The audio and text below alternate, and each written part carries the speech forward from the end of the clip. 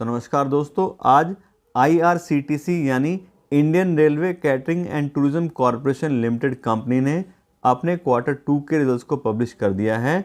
और यहाँ पे हम देखें कंपनी के रिजल्ट्स को, तो ईयर ऑन ईयर बेस पे बहुत ही अच्छा परफॉर्मेंस कंपनी ने इस क्वार्टर में दिखाया है, क्योंकि पिछले साल 2021 के सितंबर क्वार्टर में कोरोना का असर था, लोग ज़्यादा घूमने भी नहीं जा रहे थे और ट्रेन्स भी लिमिटेड ही चल रही थी। लेकिन अब इस साल सारी चीज़ें खुल चुकी हैं, ट्रेन्स भी काफ़ी अच्छे से रन कर रही हैं और साथ साथ लोग भी अपना जो है टूरिज्म की तरफ ध्यान दे रहे हैं और लोग घूमने भी जा रहे हैं। तो इस वजह से काफ़ी फ़ायदा कंपनी को इन सब चीज़ों से हो रहा है।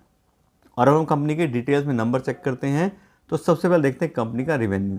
और इस क्वार्टर में कंपनी के रेवेन्यू आए हैं 806 करोड़ रुपए के, जबकि पिछले क्वार्टर में ये 853 करोड़ थे और पिछले साल के सितंबर 2021 के क्वार्टर में कंपनी के रेवेन्यू 405 करोड़ थे। और यहाँ पर देखें तो क्वार्टर बेस पे जरूर कंपनी का रेवेन्यू 6% कम हुआ है, लेकिन ईयर ऑन ईयर बेस पे देखें तो 99% इंक्रीज़ हो गया कंपनी का रेवेन्यू, यानी कि डबल के आसपास कंपनी के रेवेन्यू आ गए हैं इस क्वार्टर में पिछले साल के सितंबर 2021 के क्वार्टर के मुकाबले।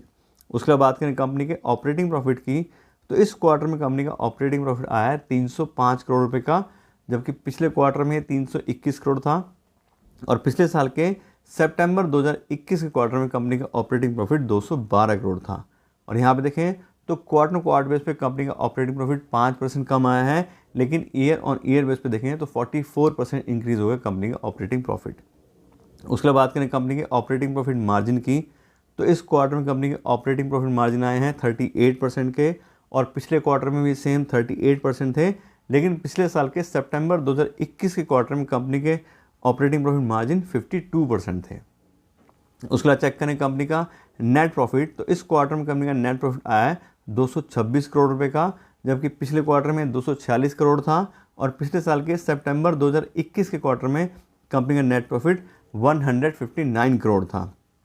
और यहाँ पे करें हम कंपैरिजन, तो क्वार्टर बेस पे कंपनी का नेट प्रॉफिट 8% कम हुआ है, लेकिन ईयर ऑन ईयर बेस पे देखें तो 42% की काफ़ी अच्छी ग्रोथ कंपनी के नेट प्रॉफिट में आई है।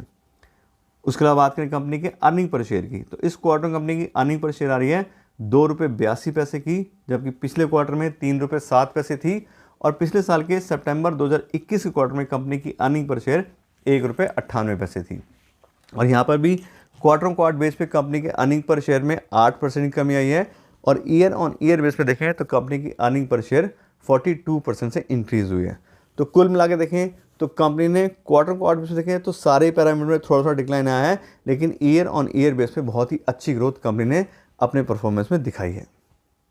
और अब अगर हम बात करें कंपनी के शेयर प्राइस की और कंपनी की वैल्यूशन की, तो आज की डेट का कंपनी का शेयर प्राइस आ रहा है 759 रुपीज़, और कंपनी काफ़ी हाई P/E ट्रेड पे ट्रेड कर रहे हैं कंपनी के शेयर्स। कंपनी का P/E जो रेशो है वो आ रहा है 73 का।